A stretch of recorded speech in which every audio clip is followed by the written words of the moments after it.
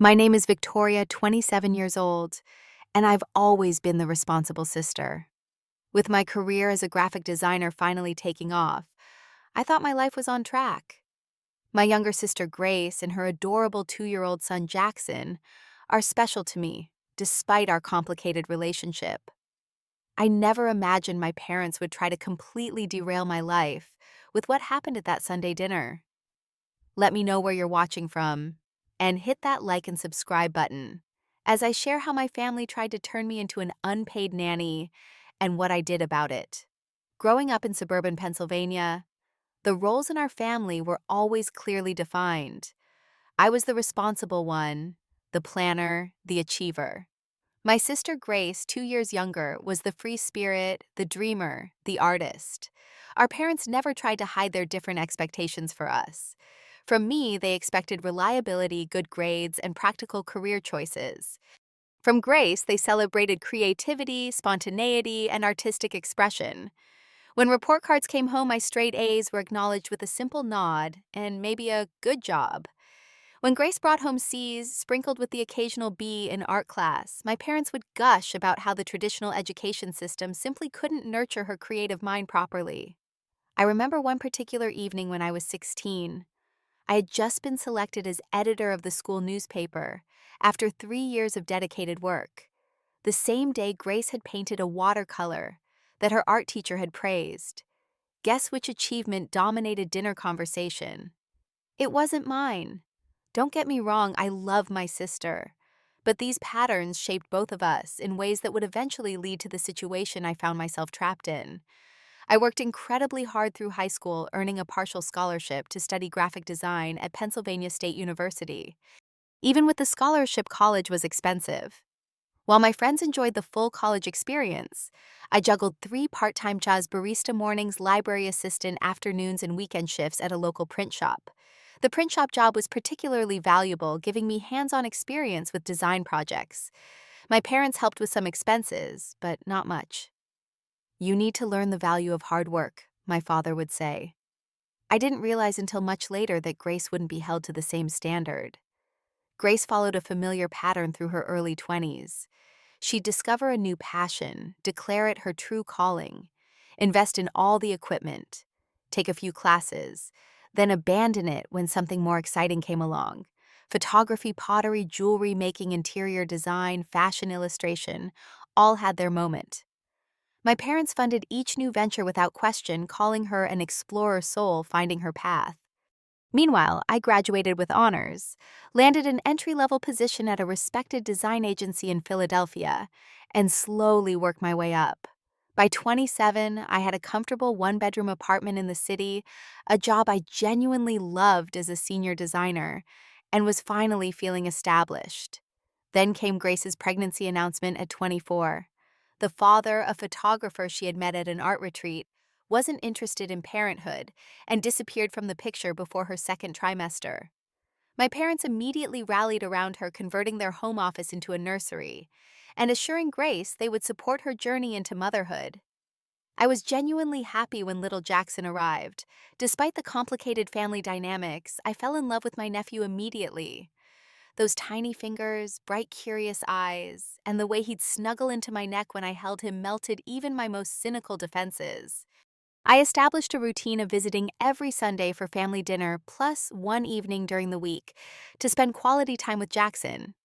I'd bring him educational toys read to him, and delight in watching his personality emerge. Grace appreciated the breaks, and I treasured building a relationship with my nephew. About 6 months ago, I noticed subtle changes in my parents' behavior. What started as occasional requests to watch Jackson while Grace ran errands evolved into expectations that I'd take him for entire weekends. My mother began making comments like, "He's so well behaved with you," or "You're so good with him, better than Grace sometimes." My father joined in with observations about my flexible work schedule that could accommodate childcare better than most jobs. These comments came despite knowing I worked full 40-hour weeks with occasional overtime during big projects. The Sunday before everything changed, I arrived at my parents' house for dinner, carrying a wooden puzzle I'd bought for Jackson. The atmosphere felt strangely charged.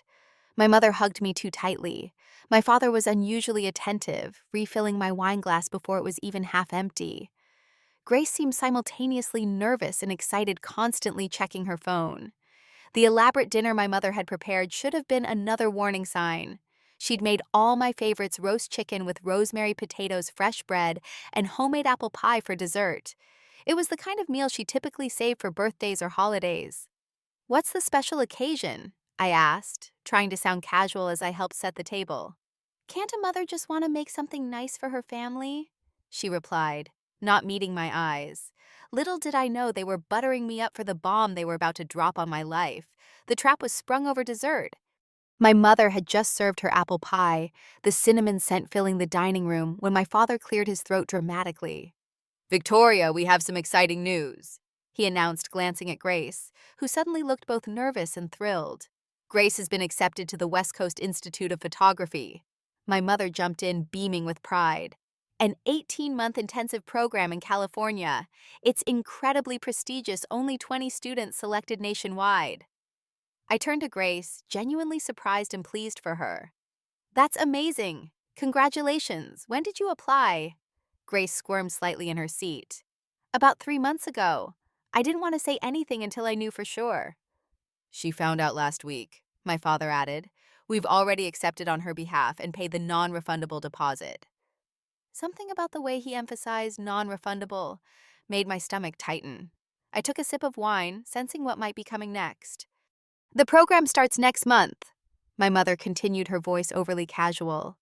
"It's such a wonderful opportunity for Grace to finally pursue her passion professionally." "That's great," I said cautiously. "What about Jackson? Will he be going with you?" I looked at Grace. An awkward silence fell over the table. My parents exchanged a look I'd seen many times before, their silent communication, that usually preceded asking something significant of me. "Well," my father finally said, leaning forward, "that's actually what we wanted to talk to you about." My mother reached across the table to touch my hand. "Victoria, sweetie, we've been thinking, since your apartment lease is coming up for renewal soon anyway, wouldn't it make sense for you to move back home for a while? You could save so much money on rent, and you'd be here to help with Jackson, while Grace pursues this once-in-a-lifetime opportunity." There it was. The trap had been laid, and I was expected to walk right into it. "You can work remotely, can't you?" my father pressed. "Your job is all on computers anyway." "It's not that simple." I started feeling cornered. "We have team meetings, client presentations." "But surely they can make accommodations," my mother interrupted. "Family is family, after all." I looked at Grace, who was staring intently at her pie. "Did you know about this plan?" I asked her directly. Grace finally looked up, her expression a mixture of hope and guilt. "They just mentioned the possibility yesterday. But Victoria, this program could change everything for me. I could finally build a real career."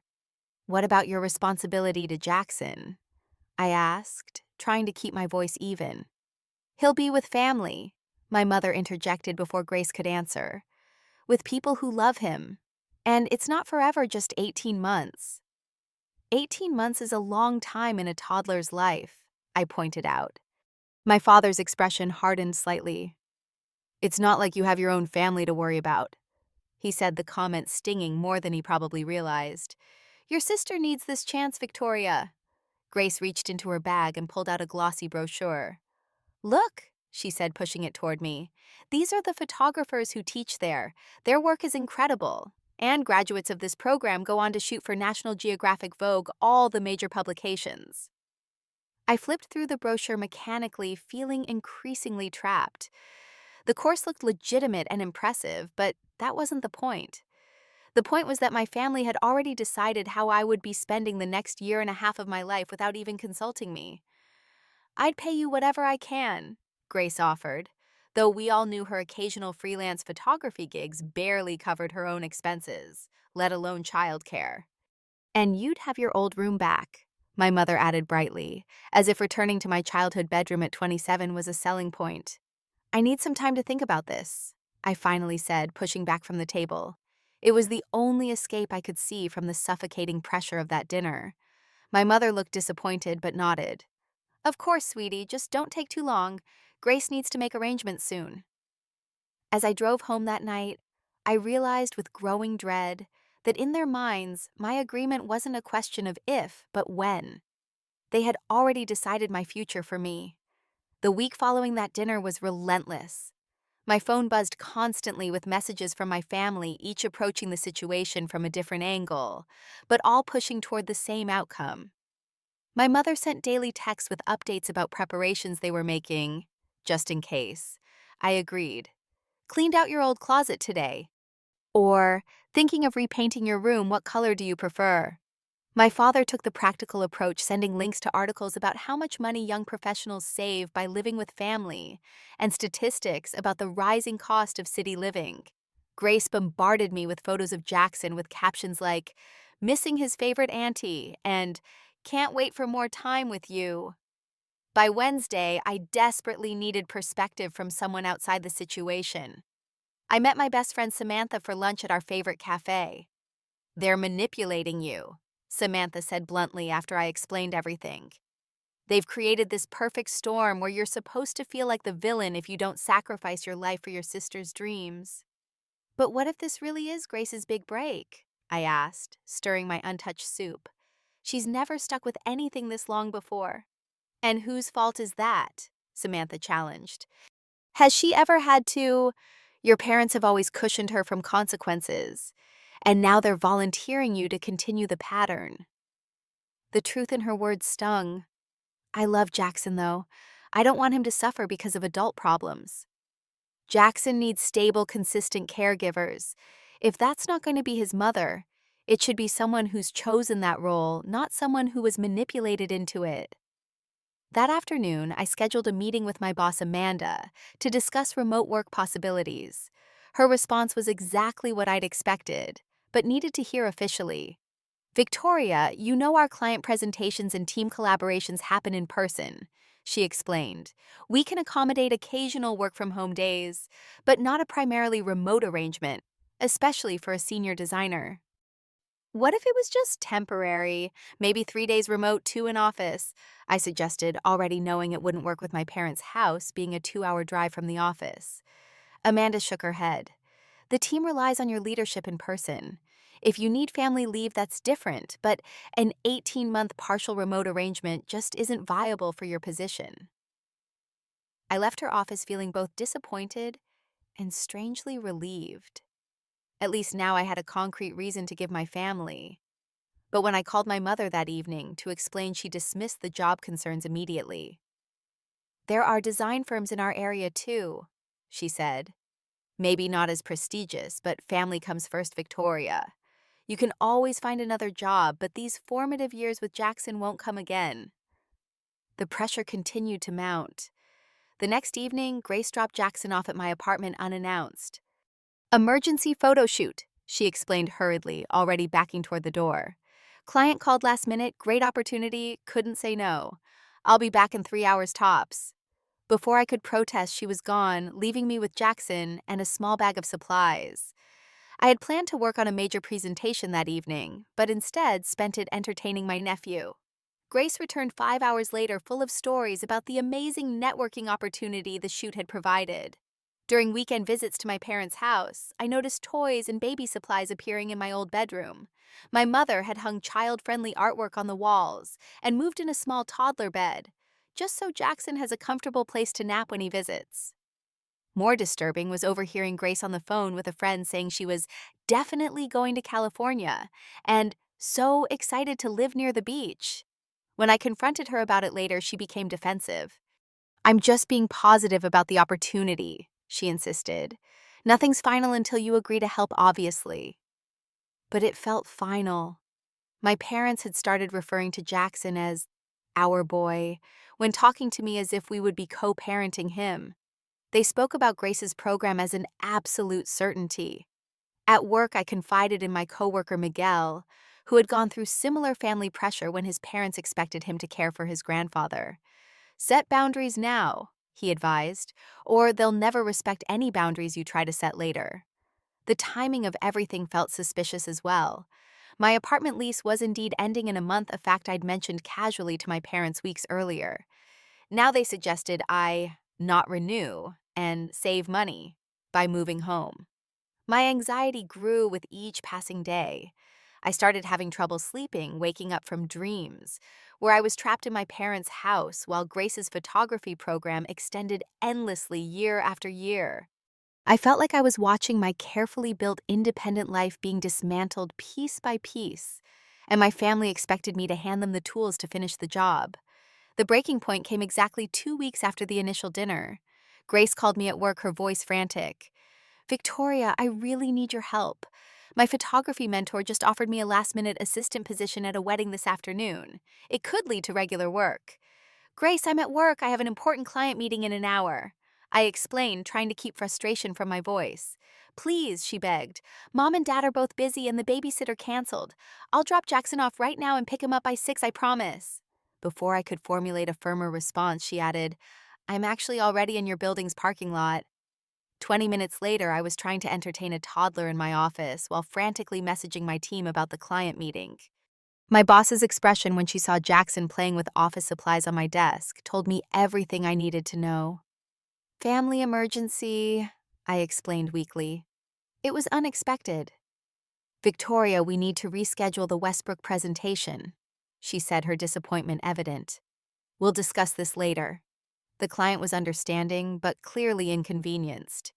As I sat there watching Jackson happily stacking sticky notepads, a comment Grace made when picking him up later pierced through my mounting frustration. Thanks so much, I knew you'd help. Mom and Dad said you'd already basically agreed to the California plan anyway, so I figured this was good practice. I froze. What did you just say? Grace looked suddenly uncomfortable. Well, you know they mentioned you were considering it seriously. I never said that, Grace. I said I needed time to think. She shrugged, avoiding my eyes while gathering Jackson's things. Anyway, the wedding shoot was amazing. The photographer has connections with the Institute in California and might put in a good word. After they left, I called my parents directly. My father answered, and I asked him point blank if they'd told Grace I had agreed to their plan. Not exactly, he hedged. We just said we thought you would likely agree because you've always been so supportive of the family. That evening, I discovered through a cousin's social media comment that my parents had already told extended family about the arrangement as if it were finalized. So excited for Grace's California adventure, my aunt had written, and so sweet of Victoria to take care of Jackson, always the responsible one. My hands shaking, I searched online and found that my parents had already purchased a one-way ticket for Grace to San Francisco, dated 3 weeks away. The next morning, my boss called me into her office. Victoria, yesterday was concerning. Your work has been slipping recently. Missed deadlines, distracted in meetings. This isn't like you. I'm sorry, I said, feeling my career beginning to crumble alongside my personal boundaries. I'm dealing with some family pressure right now. I understand family obligations, but I need to give you an official warning. We have clients who depend on your consistency. That Saturday, when I arrived at my parents' house, I discovered the final straw. On the refrigerator held by a magnet was a detailed childcare schedule for Jackson, with my name assigned to most time slots. They hadn't even waited for my agreement before planning my life down to the hour. During dinner, I tried once more to express my concerns. I love Jackson and I want to support Grace, but I have a career that's important to me.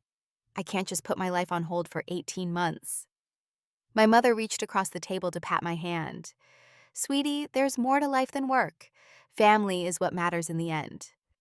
My work matters to me, I insisted. It's not just a job, it's my career, my independence. My father shook his head. You can always rebuild a career. These years with Jackson are irreplaceable. What about Grace's responsibility to her son? I asked, frustration mounting. She's trying to build a better future for both of them, my mother replied. Sometimes that means making sacrifices. But the sacrifice isn't hers, is it? I pointed out. It's mine. The conversation grew increasingly tense until my father delivered the final blow. By the way, Amanda from your office called yesterday looking for a reference for you. Something about an internal promotion opportunity. My blood ran cold. What did you say to her? I told her you were considering a change in circumstances and probably wouldn't be available for new responsibilities, he said casually. No point in her holding a position for you if you're moving back home. The room seemed to spin around me. Without a word, I stood up and walked to the bathroom, locking the door behind me. Leaning against the sink, I struggled to breathe through what I now recognize was a panic attack. In that moment of clarity, staring at my reflection, I finally understood this wasn't just about helping Grace. This was about pulling me back into the family system, where I was the reliable one who sacrificed while Grace pursued her dreams with everyone's support. They had already decided my future, without me going so far as to potentially sabotage my career advancement. They weren't going to stop. This wasn't a request. It was a carefully orchestrated trap, and I needed to find a way out. That night, I called Samantha from my car, my voice shaking as I recounted what had happened. They called my boss and declined a promotion opportunity on my behalf, I said, still in disbelief. They bought Grace's plane ticket already. They made a childcare schedule with my name on it. They're not even pretending to wait for my agreement anymore. Victoria, this is beyond manipulation. Samantha replied, her voice serious. They're making decisions about your life without your consent. You need to take control back. How they've created this situation where I'm trapped. If I say no, I'm the selfish daughter who ruined her sister's big chance. If I say yes, I give up everything I've worked for. There was a pause before Samantha spoke again. What if you weren't there to say either yes or no? My cousin Jessica is looking for someone to sublet her place in Denver for 6 months while she's on a work assignment in Europe. It's available immediately. The idea was so unexpected that it momentarily silenced me. Leave. I can't just disappear, I said, though even as the words left my mouth, I realized it might be exactly what I needed to do. Why not? You're an adult. You don't need their permission to make your own choices. Over the next week, I began researching jobs in the Denver design market while pretending to consider my family's proposal. I updated my portfolio late at night and scheduled video interviews during my lunch breaks, telling my current office I had doctor appointments. A smaller but promising agency in Denver responded enthusiastically to my application. After 2 virtual interviews, they offered me a position with a slight pay cut but excellent growth potential. I accepted immediately, negotiating a start date 3 weeks away. Next came the practical aspects of disappearing. I opened a new bank account at a different bank and transferred most of my savings. I requested a digital-only statement option to ensure no mail would go to either my current address or my parents' house. I began sorting through my possessions, donating clothes I rarely wore, and selling larger furniture items, telling my landlord I wouldn't be renewing my lease, but not where I was going. I arranged for my mail to be forwarded to a P.O. box that Samantha would periodically check for me. On the pretense of cleaning out my childhood belongings, I retrieved important documents from my parents' house, my birth certificate, childhood photos, and sentimental items I couldn't replace. Each Sunday dinner became increasingly difficult, as my parents and Grace spoke about when Victoria moves back home and made plans for my role in their lives. I sat through these conversations with a polite smile, knowing I was planning something entirely different. I spent extra time with Jackson, taking him to the park, reading his favorite books, repeatedly, knowing I would miss watching him grow. I took photos and videos to remember him by storing them securely in the cloud. The hardest part was writing the letters. I wrote one to Grace explaining why I couldn't sacrifice my life for her choices, but expressing my love for both her and Jackson. I wrote one to my parents addressing years of uneven expectations and the hurt of their recent manipulations. And I wrote one for Jackson to read when he was older, telling him how much his aunt loved him and that my departure wasn't his fault. The night before my planned departure, I almost called it off.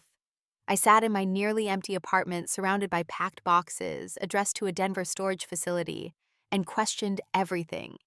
Was I overreacting? Was I being selfish? Should I just accept the role they had assigned me? Then I remembered my father declining a promotion on my behalf, my mother rearranging my bedroom without asking, and Grace's assumption that my life was available for her convenience. I remembered the panic I felt seeing my name slotted into a childcare schedule I never agreed to. No, I wasn't overreacting. I was finally reacting appropriately to years of boundary violations. The morning I left, I drove to my parents' house one last time. It was early around 6 a.m., and I knew everyone would still be asleep. I used my key to enter, quietly placing my 3 letters on the kitchen counter where they would be found. I crept upstairs to Jackson's room and stood watching him sleep, his small chest rising and falling peacefully. I whispered goodbye, promising myself that somehow, someday, I would be part of his life again, but on healthy terms.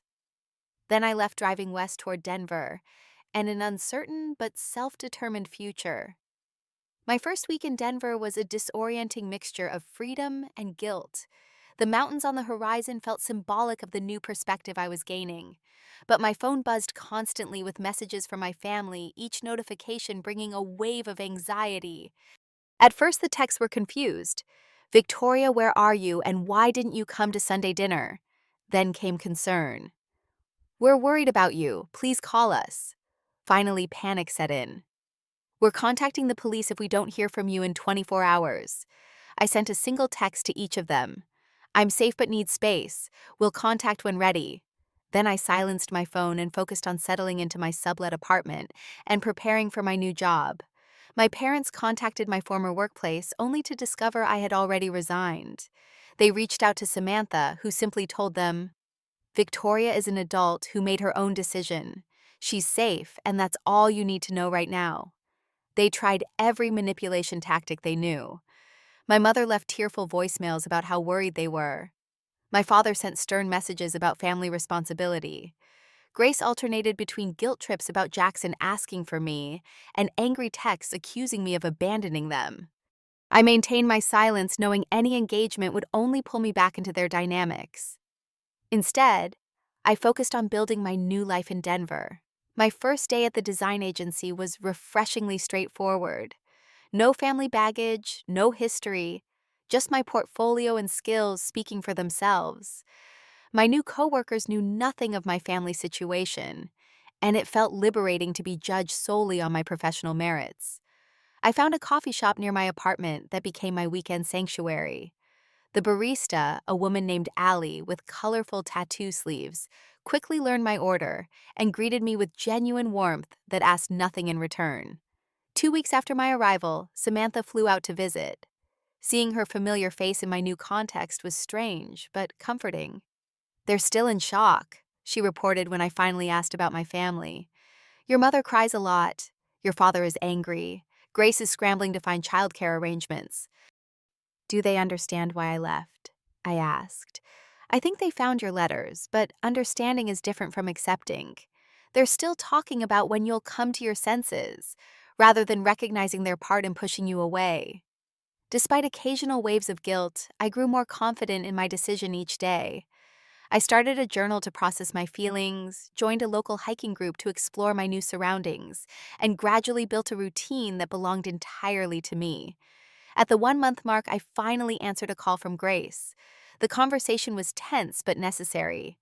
"How could you just leave like that?" she demanded, her voice a mixture of hurt and anger. "You didn't even say goodbye." "I tried to tell all of you how I felt for weeks," I replied calmly. "Nobody was listening. Everyone had already decided what my life should be." "We were just trying to help you be part of something important," she insisted. "No, Grace. You were trying to make me responsible for your choices. There's a difference." There was a long pause before she asked in a smaller voice, "Are you ever coming back, not to live?" I said firmly. "I've built a life here now, but someday when boundaries are established and respected, maybe we can rebuild our relationship." "Jackson misses you," she said, a final attempt at leverage. "I miss him too, more than you know. But this was never about him. It was about the three of you deciding my life without my consent." That conversation was difficult, but marked the beginning of a slow shift. Grace, faced with the reality of my absence, began to acknowledge her part in the situation. She enrolled Jackson in a local daycare and adjusted her photography schedule around his needs steps she could have taken all along but never had to, while I was the expected backup plan. My parents took longer to process the change. They continued to reach out with emotional appeals, unable to accept that their reliable daughter had actually broken the pattern. But without me physically present to manipulate, they eventually had no choice but to respect my decision, even if they didn't understand it. 6 months after my abrupt departure, my new life in Denver had taken solid shape. I'd been promoted to lead designer on several key accounts at the agency. My sublet had become a permanent apartment decorated exactly as I wanted, with no consideration for anyone else's preferences. I had made friends who knew me as I was, now not as the role I'd been assigned in my family. Grace had ultimately deferred her photography program, realizing she wasn't ready to be separated from Jackson for 18 months. Instead, she enrolled in local classes and built a portfolio slowly but steadily. Without me as a safety net, she finally began developing the responsibilities she'd always been capable of, but never needed to exercise. My parents struggled more with the adjustment. They had built their family narrative around specific roles: Grace, the creative dreamer; Victoria, the reliable caretaker. My departure forced them to reconsider not just their expectations of me, but the entire dynamic they had created and reinforced for years. Our communications gradually evolved from emotional outbursts to cautious updates. I started sending brief emails about my work and new experiences. They responded with news from home, carefully avoiding pressure or guilt tactics after I made it clear I would end communication if they continued. 3 months into my time in Denver, I finally agreed to a video call with Jackson. Seeing his little face light up with recognition broke my heart and healed it simultaneously. He showed me his new toys, babbled about daycare friends, and asked innocently when I would visit. I promised, someday soon, and treasured his unquestioning acceptance of the answer. After 8 months, I felt secure enough in my boundaries to plan a short visit home. I booked a hotel room rather than staying with my parents, making it clear this was non-negotiable. I scheduled specific times to see each family member, including special outings with just Jackson. The visit was awkward but important. My parents' house, once so familiar, felt foreign. My old bedroom had indeed been fully converted to a combination guest room and play space for Jackson. Seeing it freed rather than upset me, a concrete reminder that I had moved on. Grace met me for coffee one afternoon, without Jackson present, a rare moment of adult conversation between us. "I never realized how much we all depended on you," she admitted. "When you left, it was like the whole family structure collapsed." "That wasn't healthy," I pointed out, "for any of us." She nodded slowly. "I get that now. I'm sorry, Victoria. I was so focused on what I wanted that I didn't consider what I was asking you to give up." It wasn't a perfect apology, but it was sincere, and it marked real growth for my typically self-focused sister. My parents were less direct in their acknowledgement. My mother hugged me too tightly and kept conversations on safe topics. My father made awkward attempts at connection, asking about my work with genuine interest for perhaps the first time. Over dinner the final night, my mother finally broached the subject directly. "We just wanted the family to stay close," she said, her eyes watering slightly. "We never meant to make you feel trapped." "Intentions and impact are different things," I replied gently. "I know you love me, but love should support growth, not control it." My father cleared his throat uncomfortably. "We may not fully understand your choices, Victoria, but we're trying to respect them." It wasn't everything I had hoped for, but it was progress. Small steps toward a healthier relationship. Back in Denver, I continued my own healing journey. I found a therapist who helped me process the complex emotions of setting firm boundaries with family. I built new friendships based on mutual respect rather than obligation. I even started dating again, no longer afraid that relationships meant sacrificing my independence. I maintained my connection with Jackson through regular video calls, sending him books and small gifts, building a relationship as his aunt rather than his caretaker. Grace facilitated these connections without manipulation, perhaps the most significant sign of her growth. The most meaningful lesson I learned through this journey was the difference between helping and enabling. True family support means respecting each other's autonomy and choices, even when they differ from our expectations. Love shouldn't require the sacrifice of self, and sometimes the healthiest thing we can do for both ourselves and our family is to establish necessary boundaries. I still love my family. I always will. But now that love exists within the context of mutual respect, rather than assigned roles and unspoken expectations, by refusing to be trapped in the role they created for me, I not only saved myself, but gave them the opportunity to grow beyond the limitations of our old dynamic. Sometimes vanishing is the only way to finally be seen for who you truly are. What family expectations have you had to break free from to live authentically? Share your experience in the comments.